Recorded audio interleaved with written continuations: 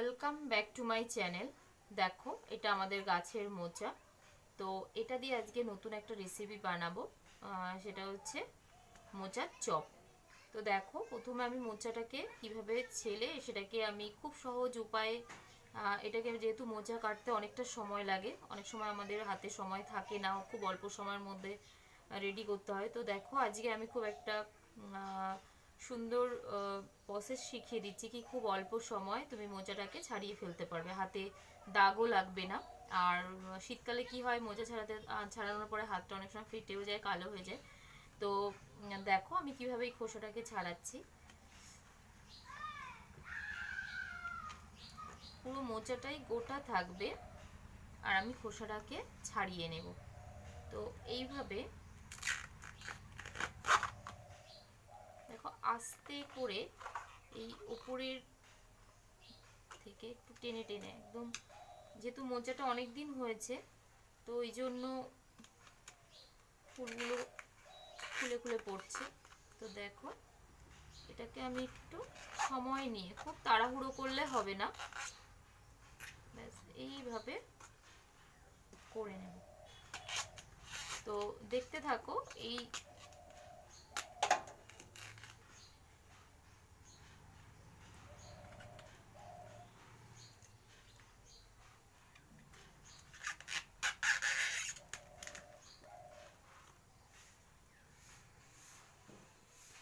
দেখো, পুরোটা দেখাতে গেলে অনেকটা বড় হয়ে যায় ভিডিওটা, ওই জন্য আমি তোমাদের পুরোটা দেখাতে পারলাম না। তো এইভাবে আমি ছাড়িয়ে নেব, যেহেতু মোজাটা বেশ কিছুদিন কেটে রাখা হয়েছে।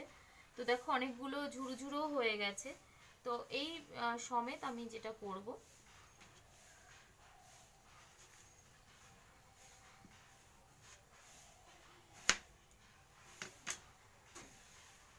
দেখো এটাকে আমি সিদ্ধ করে নেব। তো এটাকে আমি দিয়ে দিলাম। আর যেহেতু দেখো ঝুরো ঝুরো হয়ে গেছে, তো ফেলে তো দেওয়া যাবে না। তো এগুলোকে আমি এইভাবেই কড়াইয়ের মধ্যে দিয়ে দিলাম।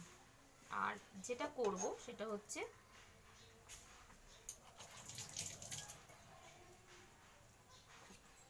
দেখো পরিমাণ মতন জল দিয়ে দিলাম।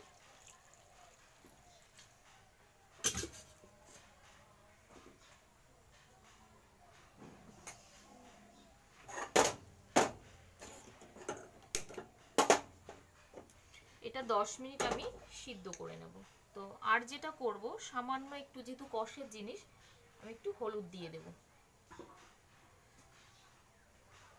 দেখো 10 মিনিটের জন্য আমি এটা ভাপে বসিয়ে দিলাম। তো চপ বানাতে যা যা লাগে আমি সেগুলো এর মধ্যে গুছিয়ে নেব।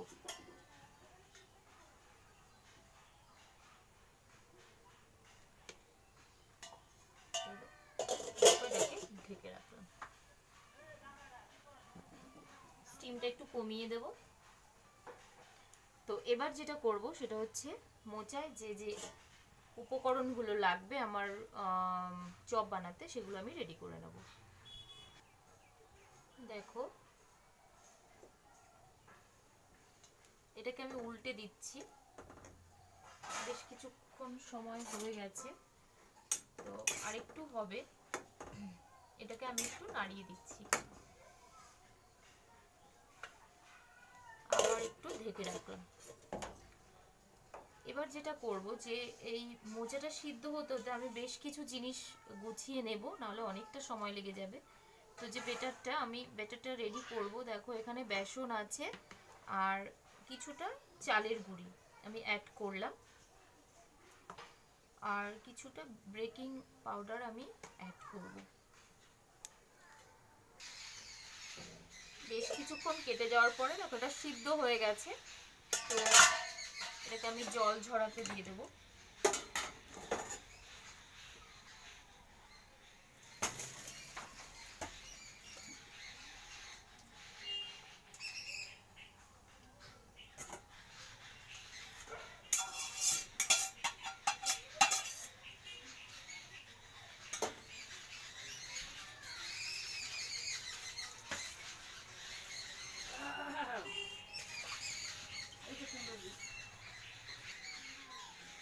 এই যে জল ঝরাতে দেওয়া হলো, এরপর এটাকে আমি ছোট ছোট টুকরো করে কাটবো।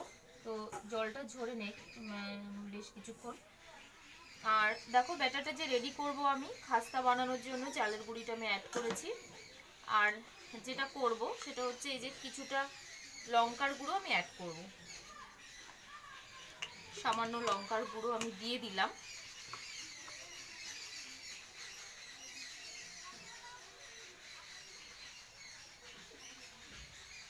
তো এটাকে আমি রেডি করে রাখছি এই কারণে, বেসনটা ফুললে পরে বেশ সুন্দর হবে চপটা।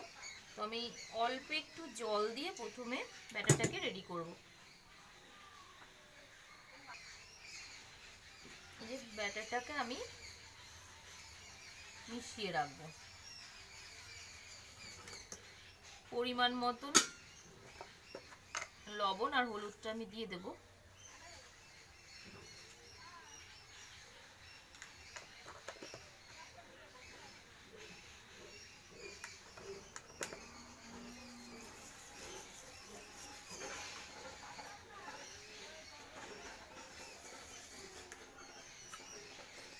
এখন জাস্ট এটাকে ভিজিয়ে রাখার মতো সামান্য জল দিয়ে আমি গুলে রেখে দেব। পরে গিয়ে যখন সব রেডি হয়ে যাবে তখন আমার যেরকম লাগবে লেইটা, সেইটা আমি পরে করছি। দেখো অনেকটা কাজ এগিয়ে রাখলে তাড়াতাড়ি ভাজা হয়ে যাবে। তো এটাকে আমি ঢেকে রেখে দেবো।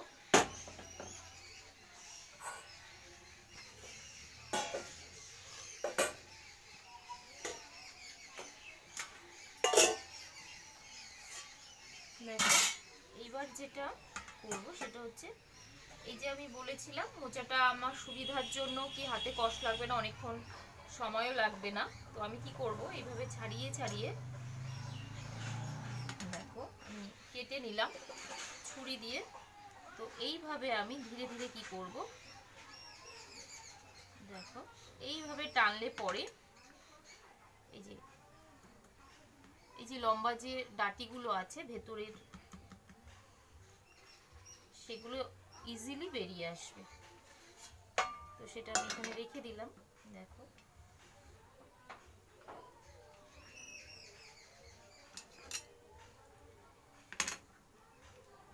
তো এইভাবে একদম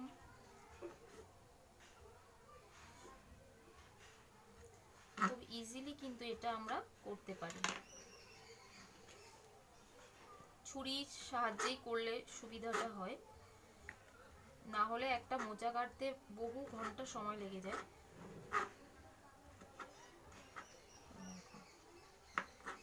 তো এইভাবে আমি পুরো মোচাটাকে কেটে নেব। তো এইভাবে কেটে নিচ্ছি।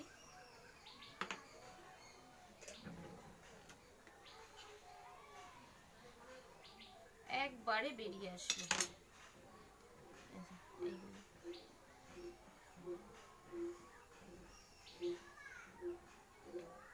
দুটো উপকার একসঙ্গে হলো, কি সিদ্ধ হয়ে গেল, আবার আমার খুব অল্প সময়ে কাজটা হয়ে যাচ্ছে, হাতে দাগও লাগছে না, অনেকগুলো সুবিধা রয়েছে।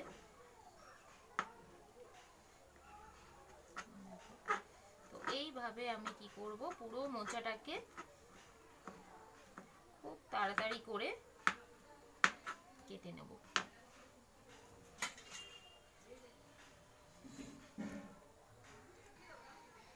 দেখো এই যে এইটুকু রাখা হয়েছে, তো আমার অনেক পুরোটাই কাটা হয়ে গেছে। তো এইটা সমেত আমি দিয়ে দেব, তো একদম কুচি কুচি। তো এটা পুরোটাই আমি দিয়ে দেব।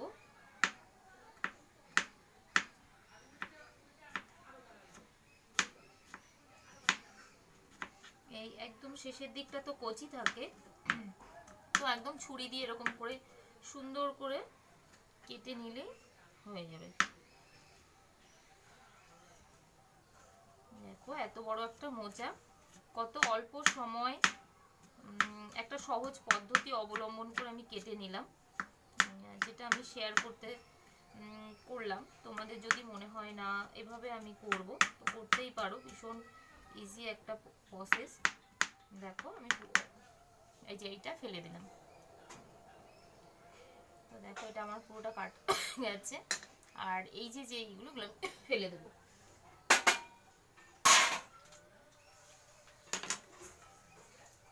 তো এখন যেটা করব সেটা হচ্ছে, দেখো কি কি মশলা লাগছে। এখানে পেঁয়াজ কুচি করে নেওয়া হয়েছে, এটা আমি যখন মশলা কষাবো তো তখন ফ্রাই করে নেব। আর এখানে পরিমাণ মতন আদা, যেহেতু এটা চপ হবে তো আদার পরিমাণটা আমি একটু বেশি নিয়েছি, রসুনটাও বেশি নিয়েছি। আর দেখো একটা শুকনো লঙ্কা নিয়েছি, আর পুরোটাই কাঁচা লঙ্কা দিয়ে করা হবে, যেহেতু শুকনো লঙ্কাটা একটু শরীরের পক্ষে ভালো না, তো আমি ওই জন্য কাঁচা লঙ্কাই নিয়েছি। সেগুলো হচ্ছে ম্যাক্সিমামটা পাকা দেখে নিয়েছি। আর কেউ যদি মনে করে কি আমি একটু আলু দেবো, দিতে পারে। তো আমি আলু ইউজ করব না, টোটালি এটার উপরে কাজ করব, মোচার উপরে। তো প্রথমে আমি মশলাগুলোকে মানে এই উপকরণগুলোকে বেটে নেব খুব সুন্দর করে। দেখো এখানে একটু ধনিয়ার গুঁড়ো আর একটু জিরের গুঁড়ো আমি নিয়ে নিচ্ছি, এটাও একই সঙ্গে বেটে দেবো আমি। তো প্রথমে মশলাগুলোকে আমি বেটে নেব।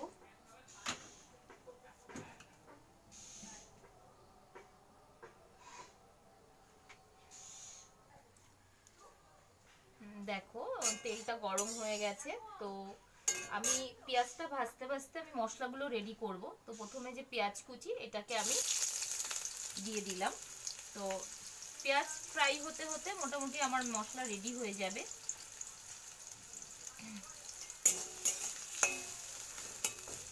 দেখো এটা ভাজতে থাকলাম, আর আমি পুরো মশলাটাকে একসঙ্গেই ফ্রাই করব, এই বেটে নেব। দেখো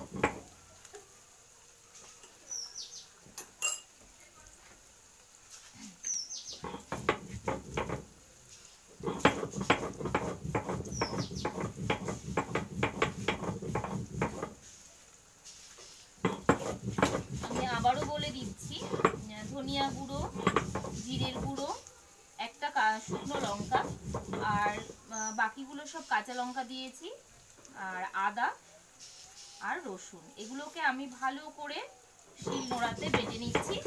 আর পেঁয়াজটাকে আমি কুচি কুচি করে কেটে সেটাকে ভাজা বসিয়ে দিয়েছি। পেঁয়াজটা একটু ব্রাউন শেডে এলেই আমি এই যে বেটে নেওয়া যে মশলাটা এটা আমি দিয়ে দেব।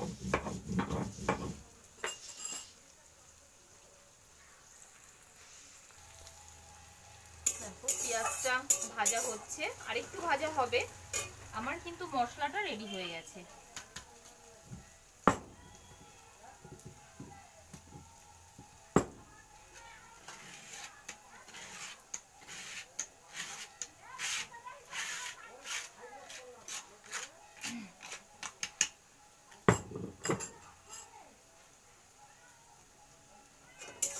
দেখো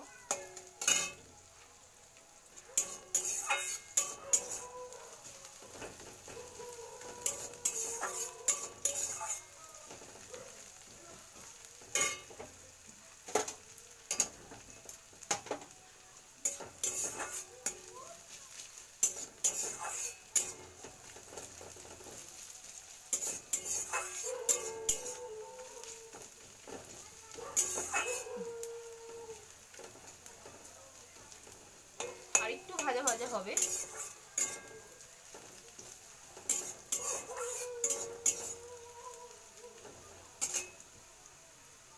তো এইবার আমি কি করলাম, এই যে মশলাটাকে দিয়ে দিলাম।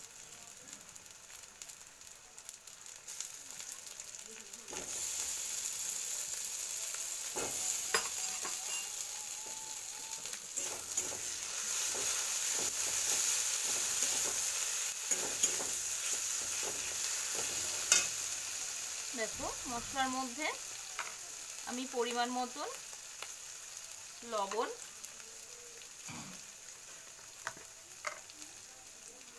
আর হলুদটা অ্যাড করলাম। এবার মশলাটাকে একটু কষিয়ে নেব। মশলাটাকে সামান্য একটু জল দিয়ে কষিয়ে নেব। কষানো হয়ে গেলে এই মোচাটাকে আমি দিয়ে দেবো।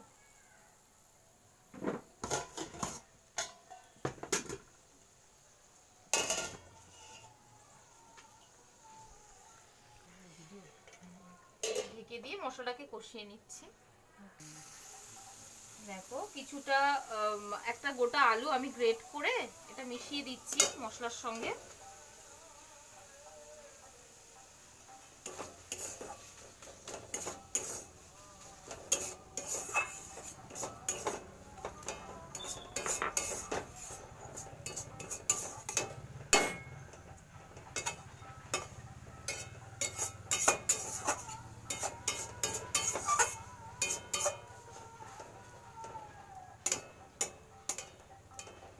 আর 2 মিনিটের জন্য আমি ঢেকে রাখবো।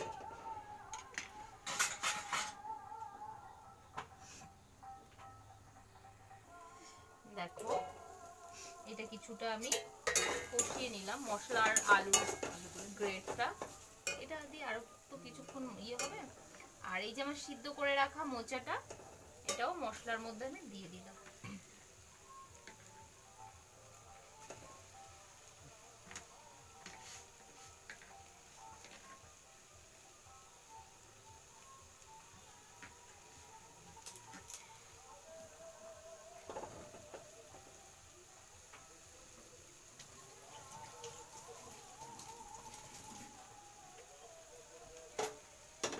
এটাকে এই মশলার সঙ্গে ভালো করে মিশিয়ে আমি বেশ কিছুক্ষণ ধরে কষিয়ে নেব।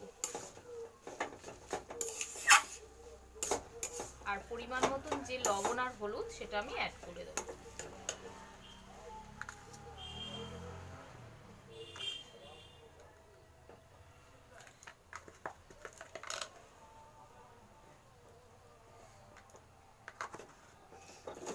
এটা আমি কষিয়ে নিচ্ছি।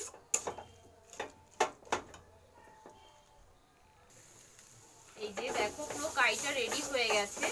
একটু আঠালো আঠালো হতে হবে, না হলে কিন্তু হবে না। আমরা সবাই জানি চপ বানাতে ছাড়া ছাড়া হলে হবে না। তো মশলাটা দিয়ে তোমাদের দেখালাম, আলুটাকে গ্রেট করে আমি মশলার মধ্যে দিয়ে দিয়েছি, কারণ নাহলে এটাকে আটকাতে পারবে না যেহেতু একটু ছাড়া ছাড়া। তো দেখো আমি পুরো কাইটাকে রেডি করছি, আর একটুখানি জাস্ট হলেই কাই রেডি।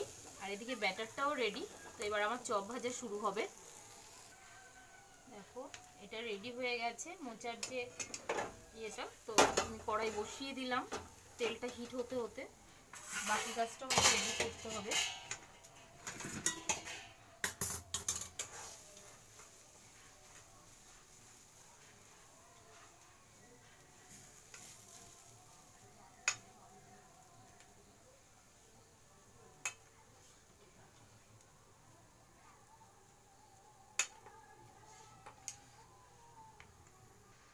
দেখো তেলটা আমি হিট হতে দিয়ে দিচ্ছি।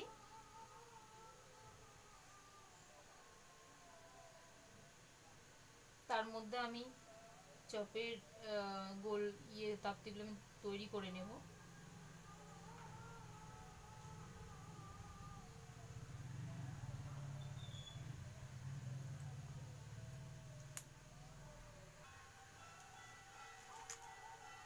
দেখো আমি একটা প্লাস্টিক নিয়ে নিয়েছি, তার ভেতরে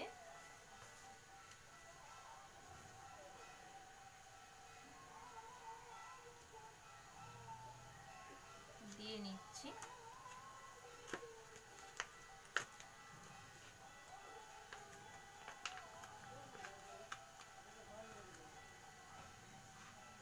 ওটা না করলেও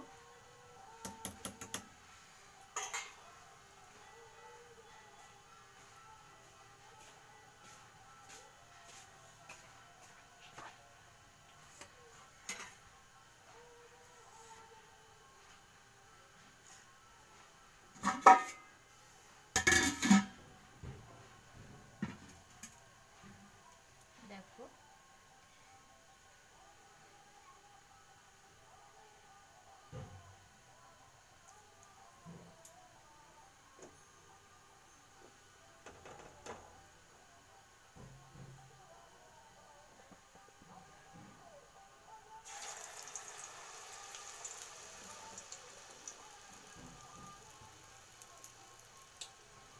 মোচার চপ রেডি হচ্ছে।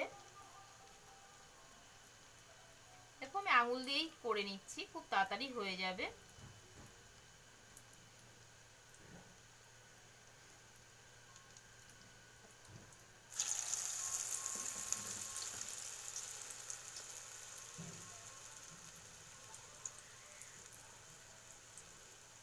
তো এইভাবে আমি পুরোটা দিয়ে নেব।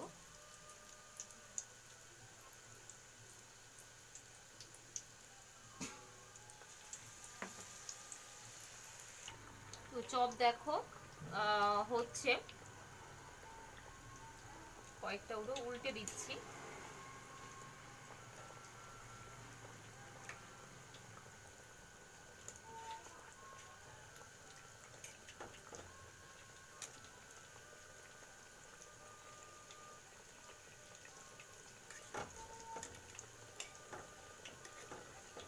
এগুলো পরে দেওয়া হয়েছে, আর একটু হবে।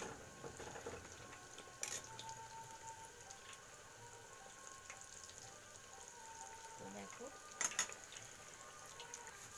দেখো হয়ে গেছে। তো আমি একটা একটা করে তুলে নেব।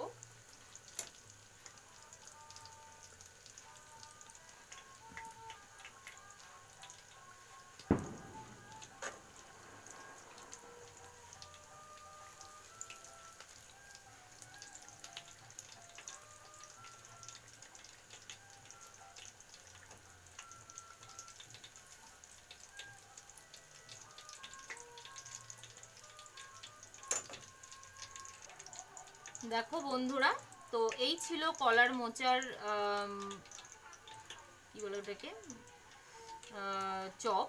তো তোমরা যারা মনে করো যে চপ করে খাবে, তো এভাবেও করে খেতে পারো, ভীষণ টেস্টফুল। আর যারা এখনও আমার চ্যানেলটি সাবস্ক্রাইব করোনি, তো প্লিজ আমার চ্যানেলটি সাবস্ক্রাইব করো, আপকামিং অনেক রান্না নিয়ে আসবো। তো এই ছিল আজকে মোচার চপ।